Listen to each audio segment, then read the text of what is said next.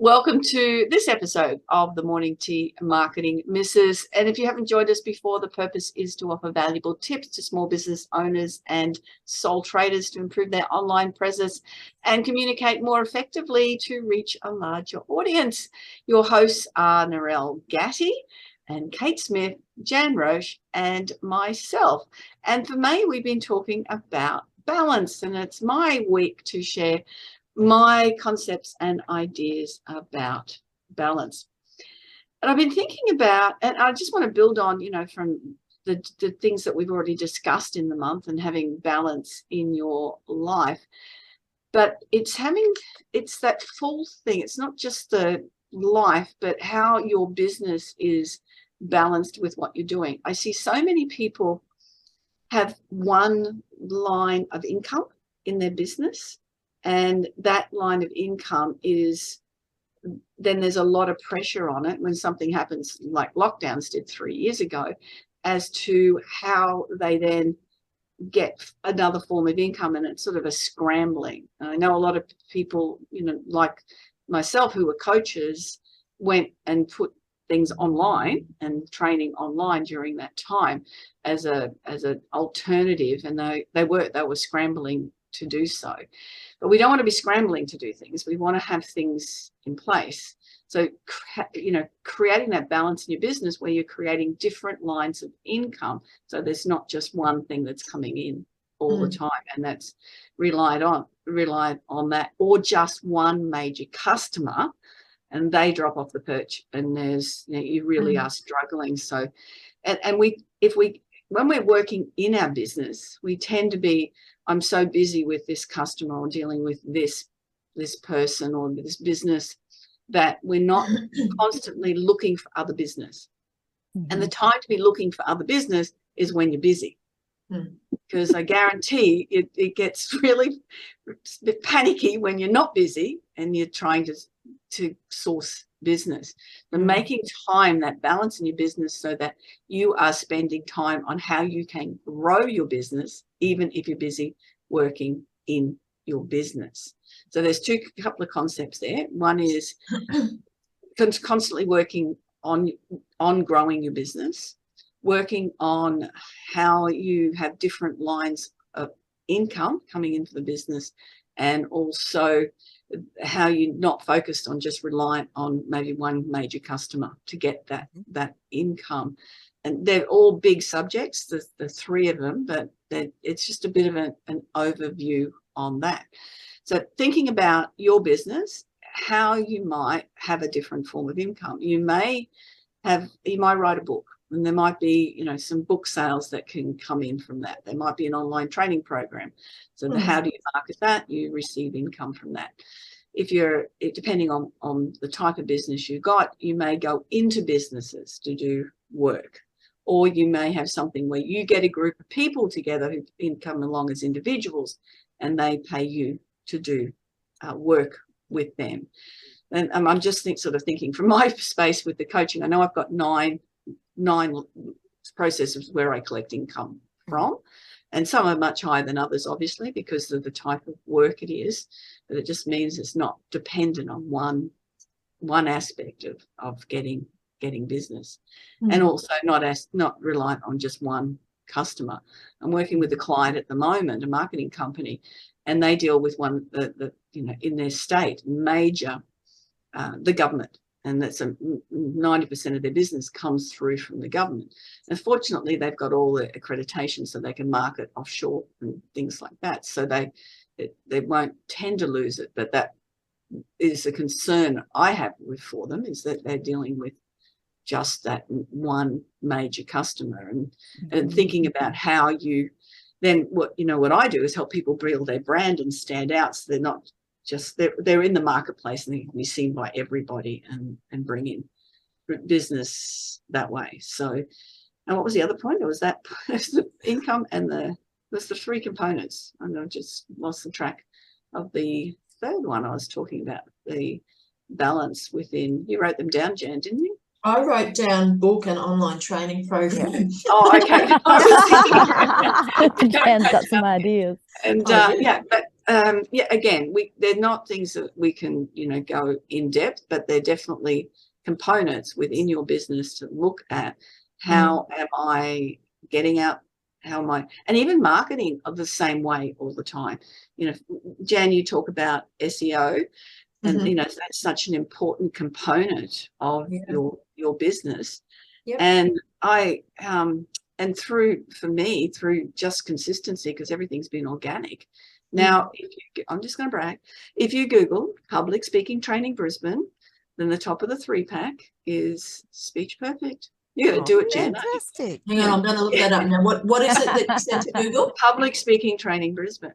But that's been organic, but it's marketing out on all different platforms, from podcasts to books to blogs to videos, a whole range of different things. That it's there, Jan. You found it? It was the top of the 3-pack. Brisbane public speaking is what comes up first for me. Public speaking training Brisbane. Speech Perfect comes up second, but still in the backpack. Oh, it was first. And then Sally Prosser. Was second the other day. Oh, someone's Very jumped up. Nice. That's all right. I've got my VA onto the Track them down.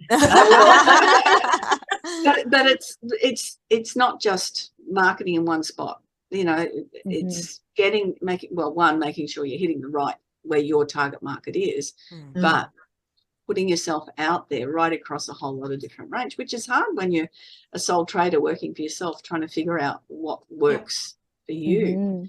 So there's so many components. Sorry, what's your third point about the difference between being out there in the marketplace and finding new clients as opposed to delivering, especially because that's something I definitely struggle with as a sole trader and the only person in my business, being in design mode and being in lead generation mode, talking to people, networking, marketing myself. That's very different states of mind.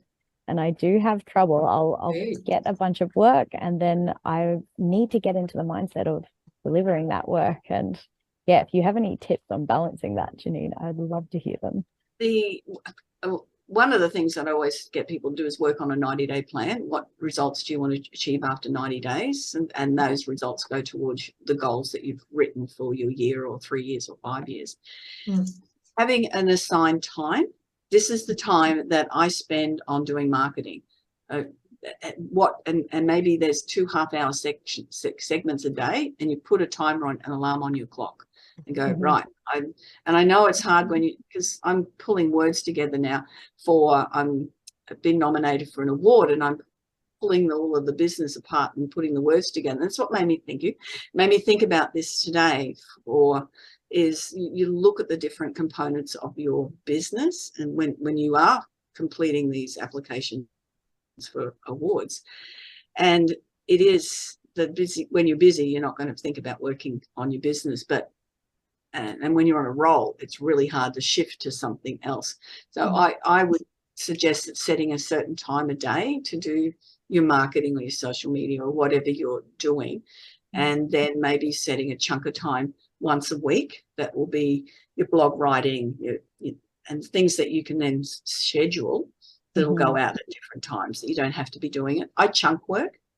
So if I do something, I'll do something for a few hours, and then I may have created something for quite a few months. So I'm heading away on holiday shortly for a couple of months, but it won't look like I'm gone because everything's scheduled out there. And even with my podcast, I have got those recorded, scheduled, and across all my media ready to go until October. That's brilliant. So yeah. So it's just getting and recognizing how important it is when you're busy to work on your business. And yes, that was the third one. It is having that balance in it. So you're just not head down all the time. Because I guarantee, I know when I was working with my sales reps, that was one of the things I used to sort of push in all the time. Because a lot of their business growth was cold calling, and they had to go and knock on doors. And they wouldn't do it when they were busy, or they were just, they knew they had, and my thing was, you've already written this invoice, or that you're going to write this invoice. You don't know what else is out there. So I know we've got to wrap up pretty quickly now. So any points and questions? Again, they're three big topics, but Yeah, it's brilliant kind of though. business. Janine, can you just reiterate what were the 3 points? Good, I wish I could. One is that definitely balance in the amount of time you spend in your business and Yep. how you continually promote it. One is having different forms of income. How can you have Yes. that balance across the different forms of income? And the third one was marketing. Is that just marketing? Balance in your marketing, yeah. Yeah, right All the across different what platforms. works. Yeah. I know somebody at the moment that's marketing on TikTok, and Mhm. her market is, and she's getting lots of impressions on stuff, but her target market are women in their 50s. I mean, Yep. that's just wrong. It's just Yeah. really easy. So, Mm. yeah, Mm. yeah. No, I think that was brilliant, Janine, Yeah. information. Thank you. Mhm. What we do, Pat and I, with our business is that we have a certain amount of time, let's say 5 hours a week, that we work on our business, regardless of whether we're busy, whether we're slow, whatever. But we call it our WOB, working on the business, and we schedule that each week, and we work with goals, 90-day goals. We use a Gantt chart for those goals, and from the Gantt chart, we schedule that into our calendar so that every time we're doing our WOB, we take something from the Gantt chart that we put into our calendar to make sure we're achieving that. So really, if we're sticking to that, then we shouldn't have any stress around different things. Because we're building a team, our team is taking care of a lot of the stuff. So that helps us to keep a balance and allow us to be great business owners and have a happy team. Yeah, Nice, that's super important, and that's well done with that, Jan. Mm. And we're sort of rushing off a little bit with today. We've got Kate thinks she's going to lose all her internet in about a minute's time. So we will say goodbye for this episode. Remember to please check us out on YouTube, The Morning Tea Marketing Misses, and all across social media. You'll find marketing out there. Please subscribe and share this with your friends and comment as well. And I'm Janeen Vosper. Goodbye for now. Thank you. Bye, Thank everybody. you. Bye, everyone. Have a great week. Bye.